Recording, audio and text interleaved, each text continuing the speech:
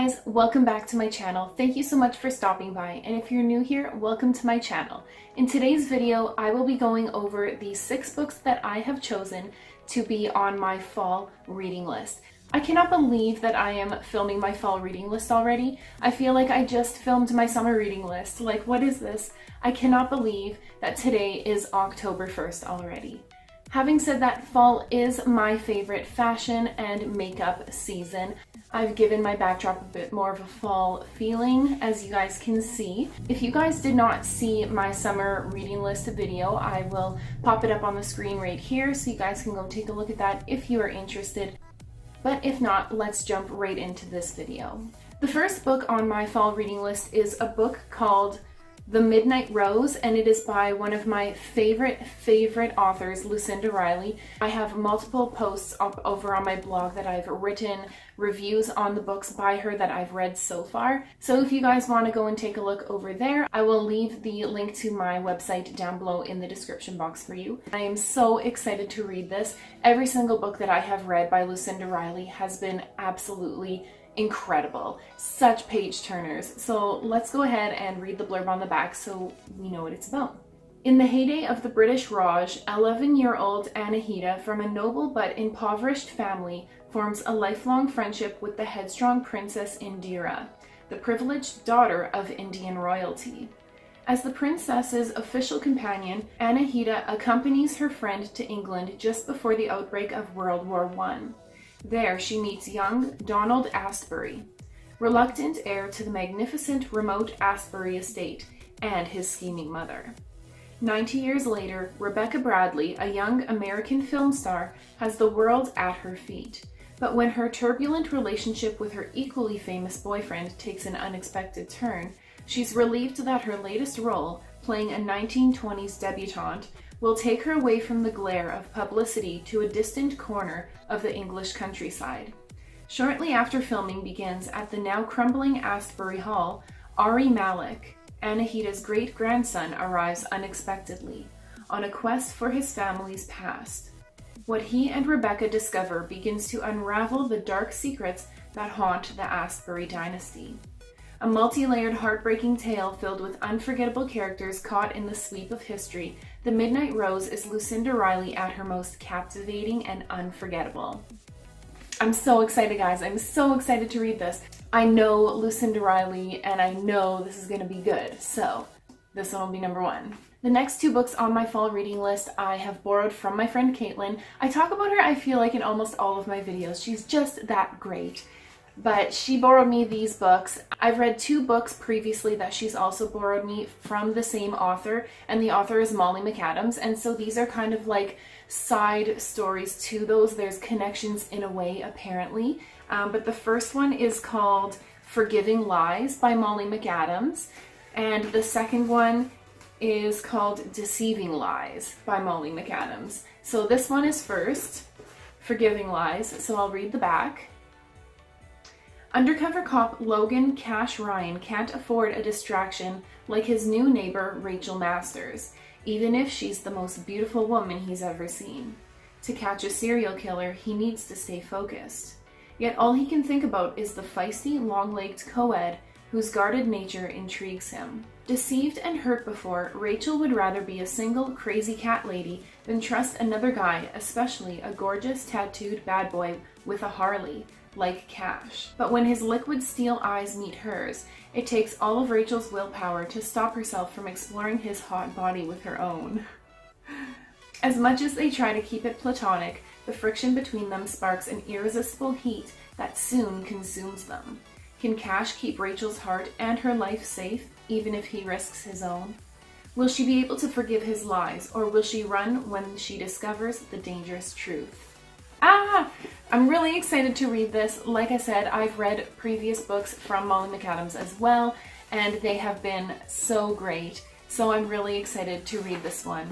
But let's read what the second one is about. Rachel is supposed to be planning her wedding to Cash, the love of her life. So I feel like reading the back of this book is going to be a bit of a spoiler for this book right here. Oh well, that's okay. After the crazy year they've had, she's ready to settle down and live a completely normal life. Well, as normal as it can be. But there's something else waiting, something threatening to tear them apart. Cash is ready for it all with Rachel, especially if all includes having a football team of babies with his future wife. In his line of work, Cash knows how short life can be and doesn't want to waste another minute of their life together. But now his past as an undercover narcotics agent has come back to haunt him, and it's the girl he loves who's caught in the middle. Trent Cruz's orders are clear, take the girl, but there's something about this girl that has him changing the rules and playing a dangerous game to keep her safe. When his time as Rachel's protector runs out, Trent will turn his back on the only life he's known and risk everything if it means getting her out alive. Okay, so these will be books 2 and 3 that I'm going to read in my fall reading list. I am absolutely excited to get to these 2 books because, I mean, just reading those descriptions, I kind of need to know what these are really about. The next book on my fall reading list is by an author that I have never read before, and her name is Kat Winters, and the book is called The Uninvited. Now, I'm always looking for a good thriller/horror genre book to read. I'm finding that I have a really hard time looking or finding books that are like, you know, about ghost stories or horror. Like, I love horror movies, so I want to read books just like that. So I thought I would purchase this one and see what I thought about it, but I have high hopes for this book, so let's read the back and see what it's about. 25-year-old Ivy Rowan rises from her sickbed after being struck by the great influenza epidemic of 1918, only to discover that the world has been torn apart in just a few short days. But Ivy's lifelong gift, or curse, remains. She sees the uninvited ones, ghosts of loved ones who appear to her unasked for and unwelcomed, for they always herald impending death. On that October evening in 1918, Ivy sees the spirit of her grandmother rocking in her mother's chair. An hour later, she learns her young brother and father have killed a young German out of retaliation for the death in the Great War of Ivy's other brother, Billy. Horrified, she leaves home and soon realizes that the flu has caused utter panic and the rules governing society have broken down. Ivy is drawn into this new world of jazz, passion, and freedom, where people live for today because they could be stricken by nightfall. She even enters into a relationship with the murdered German man's brother, Daniel Schendel. But as her uninvited guests begin to appear to her more often, she knows her life will be torn apart once again, and terrifying secrets will unfold. Okay, so that, just by reading the description, sounds really good. Anything to do with ghosts and stuff like that, paranormal, that's my kind of thing. So I'm really excited to read this 4th book on my list. Have you guys ever seen the HGTV show Fixer Upper with Chip and Joanna Gaines? It is one of my all-time favorite HGTV home renovation shows. I just love Joanna's home decor style. And when I found out that Chip and Joanna wrote a book called The Magnolia Story, I had to get it. Now, I actually had a really hard time finding this book. My friend Caitlin, who borrowed the other 2 books to me, has the book, but her mom's reading it right now, and she told me she just found it at Walmart. But every time I went to Walmart, I could not find it. So I actually went onto this website called thebookoutlet.ca, and they have various amounts of different books, different genres that they sell on their website for reduced prices. So I decided just to take a chance and go on to thebookoutlet.ca and see if I could find the Magnolia Story, and they had it. So I was really excited. I got it for a great price. I am just so inspired by the Fixer Upper and Chip and Joanna Gaines, so I'm really excited to be reading this. So this is not a fiction story. This is a book that the 2 of them have written together. I'm assuming it's about their history and how they got into the business and maybe inspiration and stuff like that. I'm really not too sure, but anything written by them, I am going to read. Let's just read the blurb on the back of this book and see what it's about. Sometimes the messiest stuff and the biggest mistakes can take you someplace wonderful.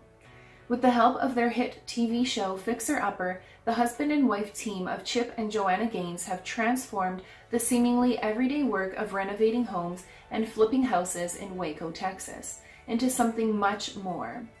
With their fun personalities, good humor, strong love of family, and unique design style, they've managed to capture the hearts of Americans from all walks of life. It all happened so quickly. Their ever-multiplying fan base has been left to wonder, who are these people? Where did they come from? What's the secret to their success, and should I pack up and move to Waco too? From the very first renovation project they ever tackled together to the project that nearly cost them everything, the Magnolia Story offers a peek behind the curtain of who Chip and Joanna are today. This first book also includes stories and photos from the childhood memories that shaped them and the twists and turns that led them to the life they currently share, on the farm with their 4 kids and countless farm animals, and in their ever-expanding roles as entrepreneurs, designers, and good neighbors. It also answers, in hilarious detail, the one lingering question that fans of the show always ask. Is Chip really that funny?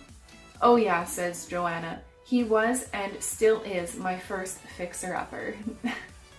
So that sounds so good. I'm really excited to read this one. And the 6th and final book in my fall reading list is a book by an author named Jennifer Donnelly, and it is a Disney Beauty and the Beast book called Lost in a Book, an Enchanting Original Story.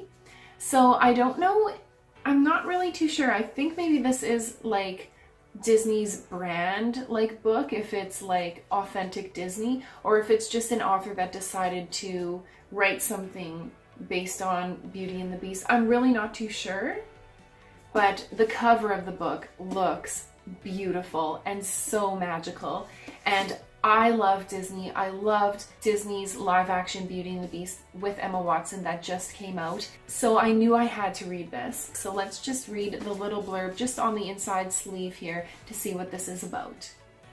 Smart, bookish Belle, a captive in the Beast's castle, has become accustomed to her new home and has befriended its inhabitants. When she comes upon Nevermore, an enchanted book unlike anything else she has seen in the castle, Belle finds herself pulled into its pages and transported to a world of glamour and intrigue.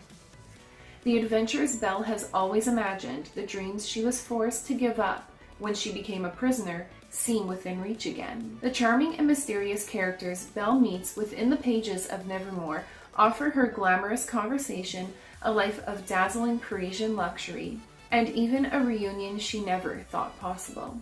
Here Belle can have everything she has ever wished for. But what about her friends in the Beast's castle? Can Belle trust her new companions inside the pages of Nevermore?